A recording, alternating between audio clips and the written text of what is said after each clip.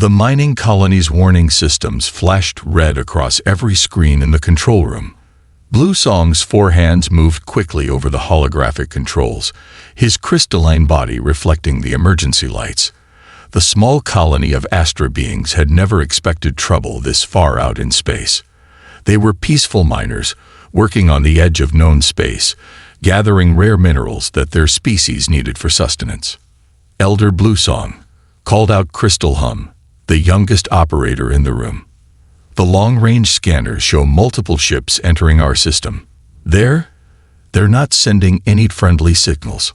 Blue Song floated closer to the main screen, his transparent body clouding with worry.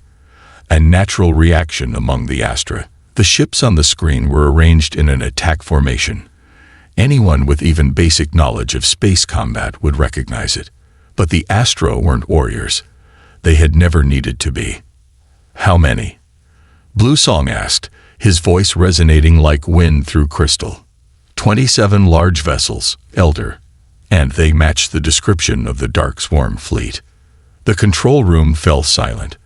Everyone had heard stories of the Dark Swarm, the terror fleet that appeared from nowhere, stripped colonies bare, and disappeared with all resources and survivors.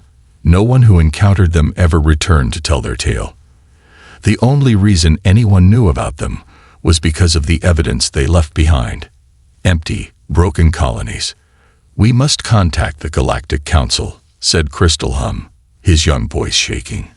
Blue Song's body dimmed slightly, their equivalent of shaking their head.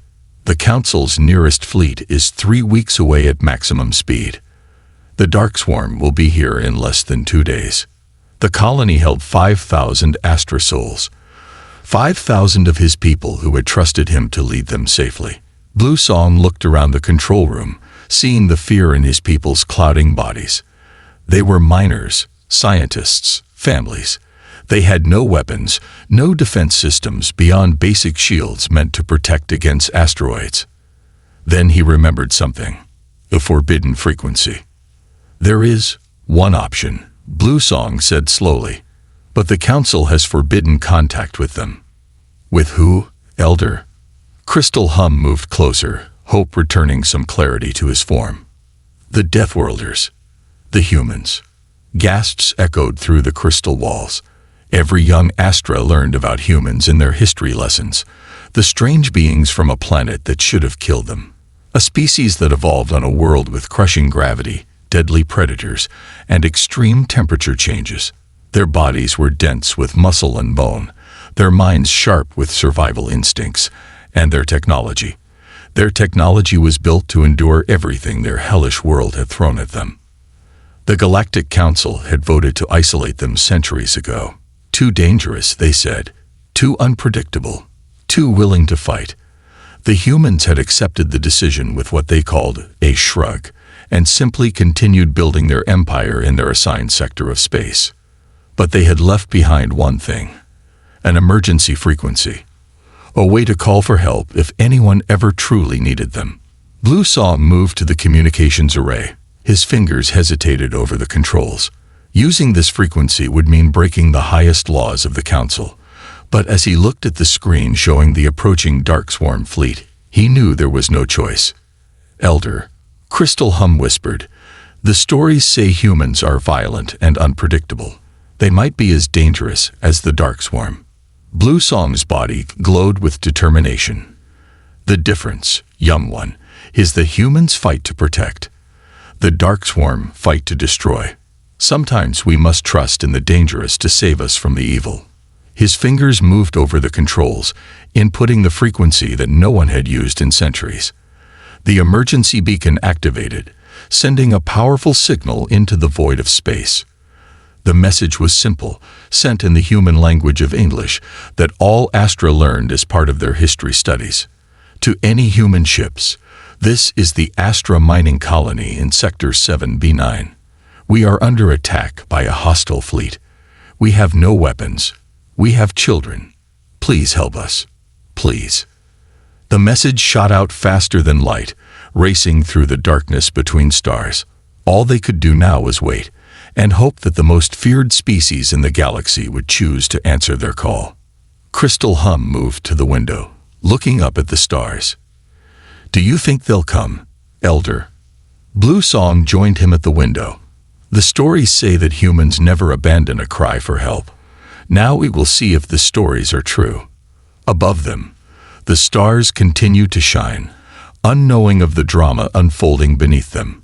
Somewhere out there, their message was speeding through space, searching for the only beings in the galaxy that the Dark Swarm had never dared to attack. The Deathworlders, the humans, their last hope. Admiral Marcus stood on the bridge of the Earth Fleet's flagship, Thunder, his weathered face illuminated by the soft blue glow of holographic displays. The massive ship, nearly 2 miles long, cruised through hyperspace with its escort fleet of 15 vessels. They were returning from a routine patrol of human space when the signal came through. "Admiral," called out Lieutenant Reed from the communication station. "We're picking up a distress signal. It's using the emergency frequency, sir." Marcus straightened his back. The emergency frequency hadn't been used in over 200 years, not since the Galactic Council had decided that humanity was too dangerous to interact with. They'd left the frequency as a final lifeline, knowing that someday someone might need the very thing that made humans so feared: their ability to fight. "Play it," Marcus ordered, his voice deep and calm. The message echoed through the bridge, the alien voice speaking careful English, begging for help. The crew fell silent as they listened to the desperation in those words. "Sir," the ship's eye, Atlas, appeared as a blue hologram. "The signal originates from an Astra mining colony. Scans indicate they are being approached by 27 warships. Based on their formation and energy signatures, they match known Dark Swarm patterns." Marcus's jaw tightened. Everyone had heard of the Dark Swarm, pirates and raiders who preyed on peaceful species. They'd never dared enter human space, but their reputation for cruelty was well known. "Time to intercept if we alter course?" Marcus asked. 38 hours at maximum safe speed," Atlas replied. "However, the Dark Swarm will reach the colony in 47 hours. We have a narrow window, Admiral." Lieutenant Reed looked up from her station. "Sir, the Galactic Council's laws clearly forbid us from entering that sector. We'd be breaking at least 6 major treaties." Marcus walked to the front viewport, watching the streaks of hyperspace light pass by. He thought about the fear in that alien voice, about the children mentioned in the message. He thought about how humanity had accepted their isolation, understanding the galaxy's fear of them. But they had never accepted the idea of standing by while the innocent suffered. "Atlas," he said quietly, "what happens to Astra colonies when the Dark Swarm finds them?" The AI's hologram flickered. "Based on historical data, sir, total destruction. No survivors." Marcus turned to face his crew. Every eye on the bridge was fixed on him. They all knew what was at stake. Not just the lives of the colonists, but possibly humanity's standing in the galaxy. Breaking the treaties could lead to even stricter isolation, maybe even sanctions. "Send a message to Earth Command," Marcus ordered. "Inform them that we received an emergency signal and are responding as per Article 7 of the Human Emergency Response Protocol." A small smile crossed Lieutenant Reed's face. Article 7 was an old Earth law, predating their contact with aliens. Any ship captain who ignores a distress signal is guilty of failing to render assistance under maritime law. "Atlas, plot an intercept course. Push the engines to maximum. Lieutenant Reed, send a message to the colony. Tell them," he paused, choosing his words carefully, "tell them help is coming." "Sir," Atlas's hologram flickered with calculations.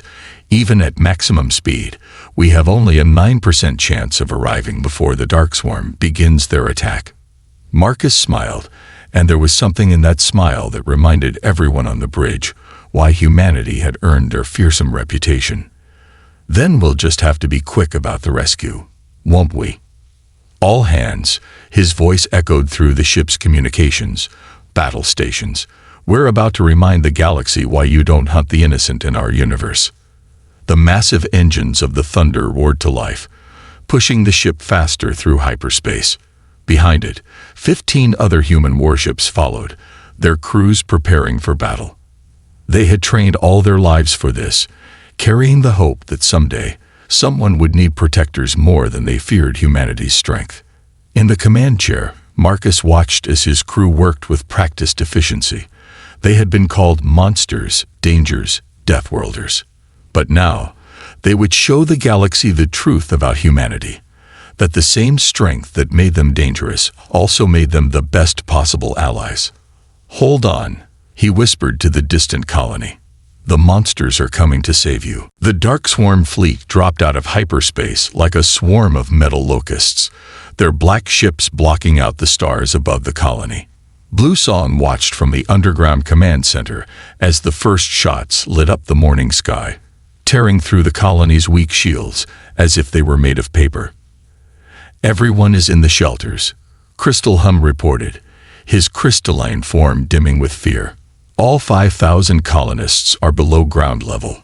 The underground chambers had been built to protect against solar radiation and meteor strikes, not warships. But they were better than nothing.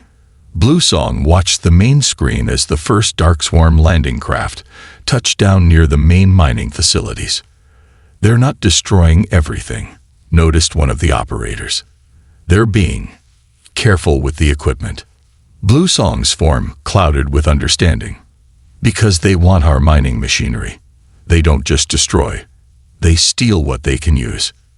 The first images of the Dark Swarm troops came through the security cameras. They moved like oil across water, their black armor making them look like walking shadows. Each one carried weapons that hummed with deadly energy. The Astra had always thought of themselves as tall, but these creatures towered over their normal height by at least 2 feet.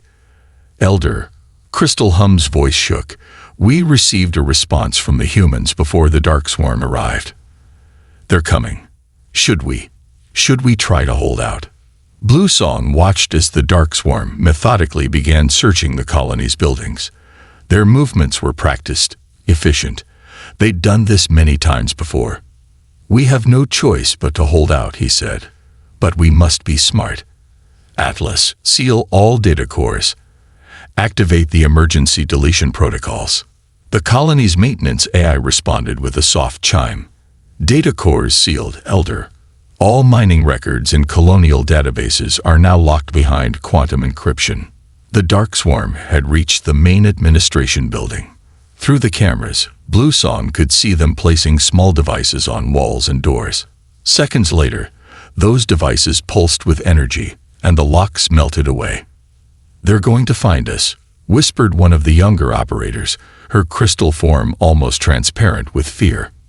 "Yes," Blue Song agreed, "but they won't find us easily, and they won't find what they're looking for." The colonists had spent the last 2 days preparing.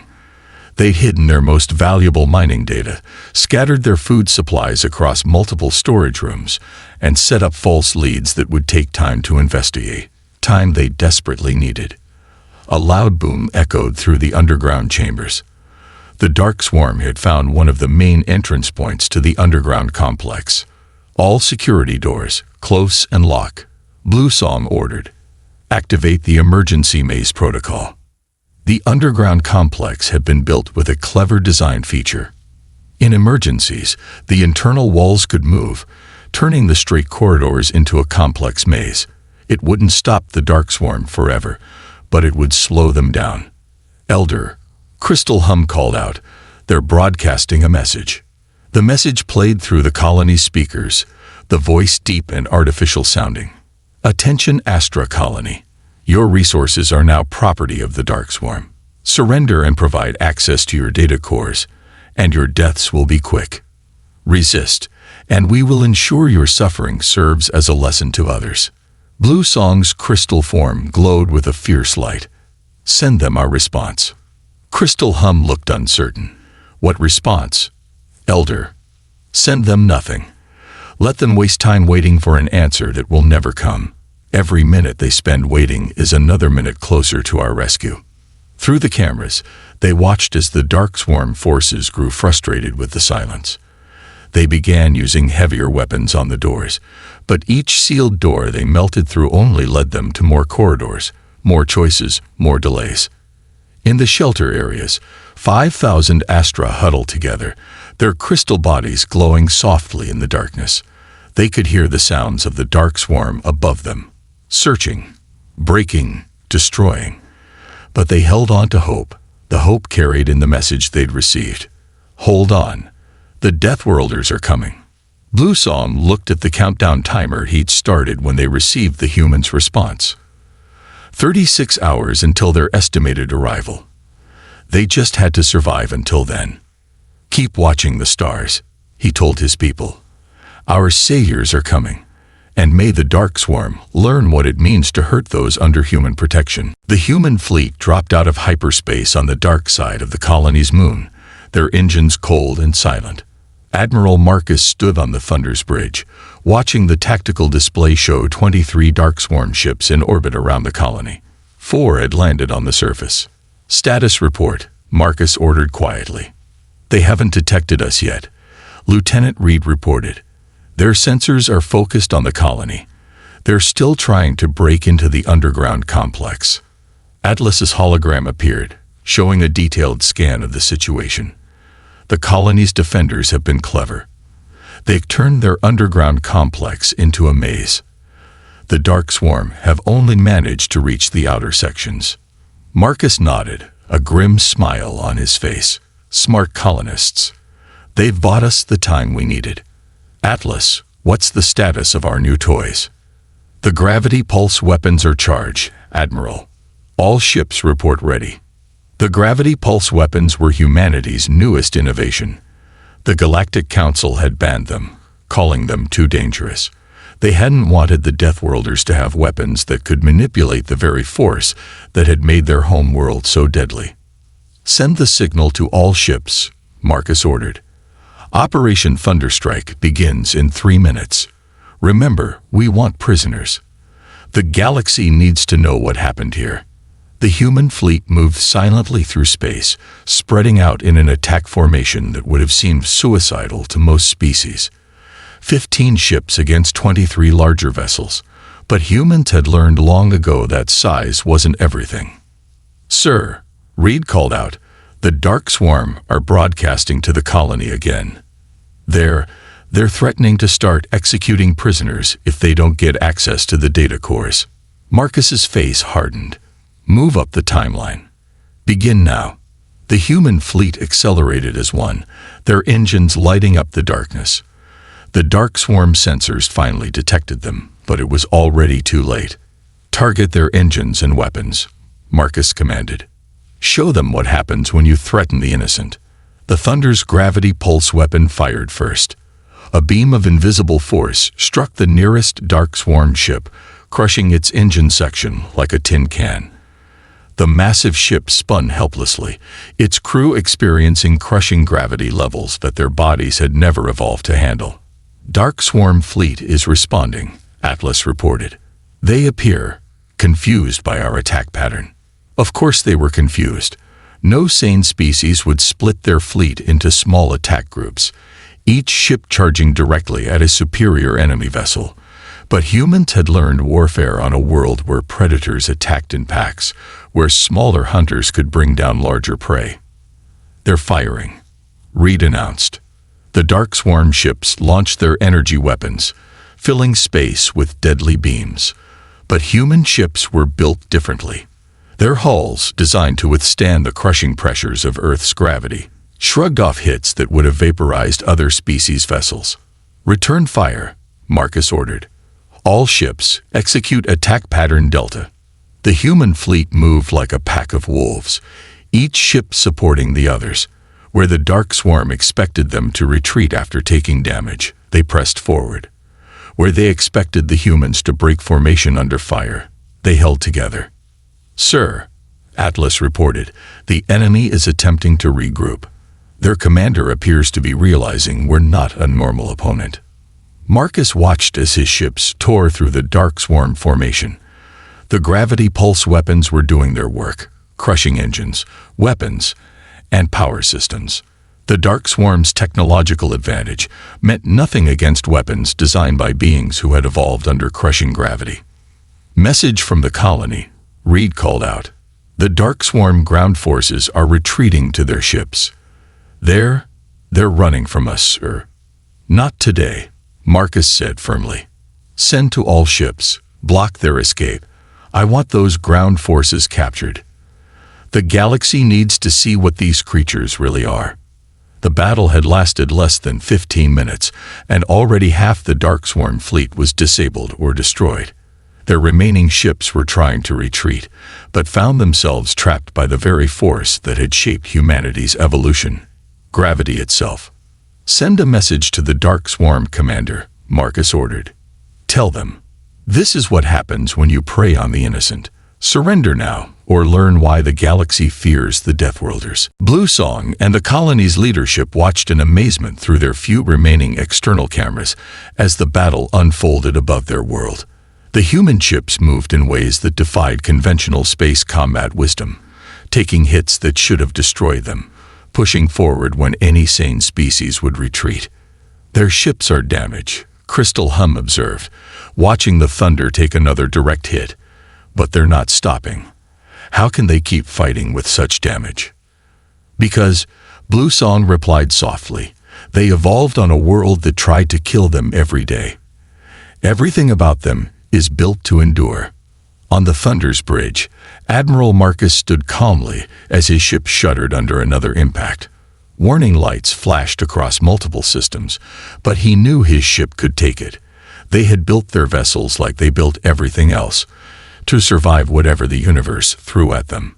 Port side armor is down to 40%. Atlas reported. 2 decks are exposed to space. Emergency force fields are holding. Crew status.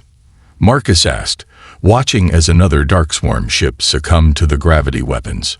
3 injured, no casualties, Reed reported. Damage control teams are already repairing the breaches. They say they've done harder repairs during training. Sir, the Dark Swarm commander, Lord Hunter, watched from his flagship with growing horror as his fleet was systematically torn apart by ships that should have been destroyed 3 times over. His species had ruled the dark spaces between stars through superior technology and tactical doctrine. But these humans ignored everything they knew about warfare. My lord, his second reported, the human vessels are still advancing. Their hulls are heavily damaged, but their weapons remain at full power. They're not retreating. Why aren't they retreating? Because they're insane, Lord Hunter hissed. No species fights like this. No one advances into superior firepower. No one. His words cut off as his flagship shuddered. The humans had fired another gravity pulse, and he felt his own body growing heavy as artificial gravity crushed down on his bridge. In the colony below, the Dark Swarm ground forces were experiencing their own revelation about human nature. They had tried to return to their landing ships, only to find them crushed by invisible forces, their hulls crumpled like dying insects.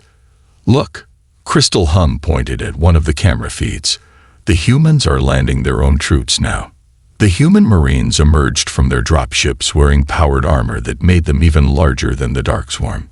Where the raiders had moved like shadows, the humans moved like thunderstorms, each step leaving imprints in the metal deck plating. Surrender. The human Marine commander's voice boomed through external speakers. You have 10 seconds to comply. The Dark Swarm troops, for the first time in their history, dropped their weapons. They had never encountered a force that could not be broken, could not be scared, could not be defeated through superior technology. On the Thunder's bridge, Marcus received the report of the ground forces' surrender with satisfaction. Status of the enemy fleet: 17 ships disabled. Atlas reported, 6 attempting to retreat. No ships remain combat effective. Marcus opened a channel to all vessels, friend and foe alike. This is Admiral Marcus of the Human Third Fleet. To all Dark Swarm ships, your ground forces have surrendered. Your fleet is in ruins. This is your final chance. Surrender now, or we will show you why our homeworld is called a Deathworld." Blue Song watched the remaining Darksworn ships power down their weapons. In just 30 minutes, the most feared raiders in known space had been completely defeated by the species that the galaxy had tried to isolate. "I understand now," he said quietly to Crystal Hum. "The Council feared them because they are strong. But they never understood. The humans are strong because their world taught them to protect themselves. And now, they protect others." Above the colony, the human fleet took up defensive positions, their damaged hulls gleaming in the starlight. They had arrived as saviors and proven themselves to be not just warriors, but guardians. The Deathworlders had shown the galaxy that being dangerous and being noble were not mutually exclusive. Lord Hunter of the Darkswarm stood on his flagship's bridge, watching as his mighty fleet drifted powerless in space. The human gravity weapons had turned his once proud armada into floating wreckage. But he still had one card to play, one final move that had always worked before. "Open a channel to the human flagship," he ordered, his black armor gleaming under the emergency lights. Admiral Marcus appeared on the main screen, his weathered face showing no emotion. Behind him, the human bridge crews worked calmly despite the battle damage visible around them. "You fight well, human," Lord Hunter began, using his most diplomatic tone. "Perhaps we can reach an arrangement. We have wealth beyond." "Stop," Marcus cut him off. "We're not interested in bribes. Surrender your ships and prepare to be boarded." Lord Hunter's red eyes narrowed. "You don't understand. The Darkswarm have resources across 50 star systems. We could offer you 50 systems you've stolen from others." Marcus interrupted again. "Lieutenant Reed, how many colonies have the Darkswarm raided in the past year?" 23 confirmed attacks, sir," Reed reported. "No survivors found at any of them." The human admiral's face hardened. "You see, Lord Hunter, we've been watching you for a long time. We stayed in our assigned sector of space, respecting the Council's wishes. But we never stopped monitoring what happened beyond our borders." On the colony below, Blue Song and his people had emerged from their underground shelters. Human Marines in powered armor stood guard as medical teams treated the few injuries from the siege. The colonists watched the exchange between the two commanders on public channels, their crystal bodies glowing with interest. "You can't do this," Lord Hunter snarled, his diplomatic mask falling away. "We are the Darkswarm. We take what we want. You're nothing but bullies," Marcus said calmly. "You prey on those who can't fight back. But you made a mistake today. You attacked someone who asked us for help." The Thunder's massive form moved closer to the Darkswarm flagship, its damaged hull somehow making it look even more threatening. Like a warrior wearing battle scars with pride. "One last chance," Marcus offered. "Surrender now, and you'll face justice for your crimes. Resist, and we'll show you what happens when you push Deathworlders too far." Lord Hunter slammed his fist on his command console. "We are the supreme power in the dark spaces. We will not bow to lesser beings who should have died on their brutal world." A small smile crossed Marcus's face. "You still don't understand. We didn't survive our world. We mastered it. Atlas, execute final warning." The human fleet's gravity weapons powered up again, but this time they worked in reverse. Instead of crushing, they nullified the artificial gravity on every Darksworn ship. For most species, this would be an inconvenience, but the Darkswarm, evolved in low-gravity environments, found themselves floating helplessly. "Fun fact about humans," Marcus said as he watched the Darkswarm cruised flail in zero gravity. "We evolved to handle everything from 0 to 3 times Earth standard. Your bodies, on the other hand, are already showing signs of stress. In about 10 minutes, you'll start experiencing severe disorientation. In 20, organ failure begins." You wouldn't," Lord Hunter gasped, trying to grab onto something solid. "The Council forbids such weapons." "The Council forbids a lot of things," Marcus replied, "including helping peaceful colonies under attack. So tell me, Lord Hunter, Do you really want to bet your life that we always follow the rules? Through the video feed, Lord Hunter could see the determination in the human's eyes. He saw no fear, no hesitation, no doubt. He saw what his species had never understood, that the most dangerous beings in the galaxy were not those who loved violence, but those who had learned to use their strength to protect others. We surrender, Lord Hunter said finally. Full and unconditional surrender. Marcus nodded once.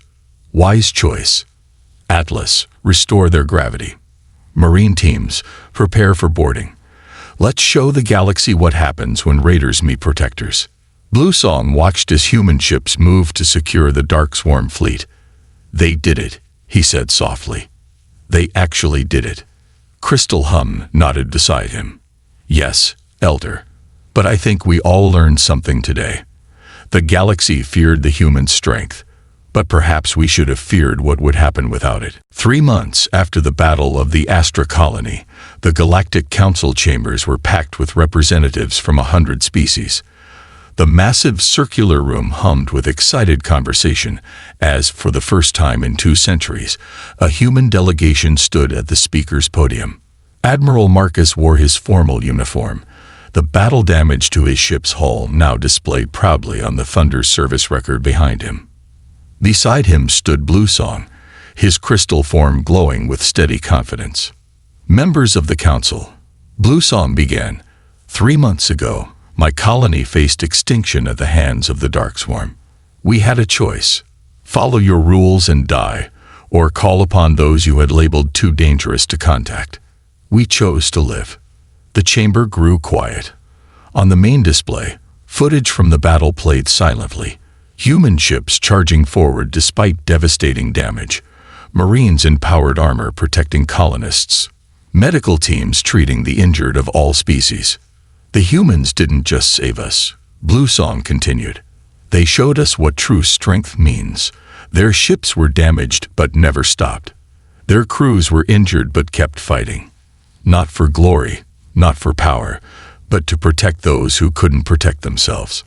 Admiral Marcus stepped forward. For 200 years, we respected your wishes. We stayed in our sector, built our colonies, and watched as raiders like the Dark Swarm preyed on peaceful species. We watched because you asked us to. But when someone finally called for help, we answered. The council leader, a tall being of pure energy, spoke up. The treaties were clear, Admiral. Your actions, while heroic, violated multiple laws. Laws. Marcus raised an eyebrow. Let me tell you about laws. On Earth, we have an ancient law of the sea. Any captain who ignores a distress signal is guilty of failing to render assistance. It's been part of our code since before we reached the stars. Because strength isn't just about having power, it's about how you use it. Blue Song activated a new display, showing the Dark Swarm prison ships now under human guard. The Dark Swarm's leaders have confessed to attacking 57 colonies in the past decade. They chose their targets carefully, always peaceful species, always those who couldn't fight back. They assumed no one would come to help. But someone did come, Marcus added. And now we're here to propose a new arrangement. The chamber buzzed with interest. On the upper levels, representatives from a dozen mining colonies watched intently. They had all heard about how one distress call had brought humanity's finest to the rescue. We don't want to rule, Marcus explained. We don't want to conquer. But we're offering something the galaxy desperately needs: protection. Any peaceful colony that wants human protection can request it. We'll respond to any distress call, defend against any aggressor, and ensure that what happened to those 57 colonies never happens again. And why should we trust you with such power? The council leader asked. Blue Song's form glowed brighter. Because they already have the power. They've always had it. But instead of using it to conquer, they use it to protect. I've seen human children playing with our younglings, sharing Earth stories. I've seen their engineers helping us improve our defenses, asking nothing in return. They're not monsters. They're guardians. The council chambers erupted in discussion. On the public channels across the galaxy, billions watched as history was made. The footage from the battle had already spread everywhere. Humans charging into combat to protect strangers, risking their lives for aliens they'd never met. "We call them Deathworlders," Bluesong concluded, "but perhaps we should call them what they truly are, the protectors we always needed but were too afraid to trust." The vote that followed was not even close. The old treaties were revised, allowing human ships to respond to any distress call. Within a year, hundreds of colonies would request human protection. The raiders and pirates who had plagued the galaxy's peaceful species found themselves facing an enemy they couldn't intimidate or outfight. As Marcus and Bluesong left the council chambers, the Admiral smiled. "You know," he said, "back on Earth, there's an old saying. The only thing necessary for the triumph of evil is for good men to do nothing." Bluesong's crystal form sparkled. "Then it's fortunate that when we called, the good men of Earth chose to do something." Above them, the Thunder waited in orbit, its battle scars now a badge of honor. The ship that had answered a desperate call and changed the galaxy forever. The Deathworlders had finally found their true purpose, not to be feared, but to be the guardians of those who needed them most.